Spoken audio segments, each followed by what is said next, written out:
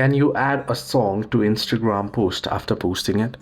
Well, if you have posted a post, right, and you wanna simply add a song to it, can you do so? Well, let me show you here. So for instance, I upload a certain post. Now if I upload it without music, right, so let me choose an image here. So I'll just choose an image here, not a video. I'll proceed to simply post it without anything here. So if I head over to my post, and I'll be able to see that particular post that has been uploaded here real quick. If you tap on it, tap on three dots at the top right corner and then tap on edit.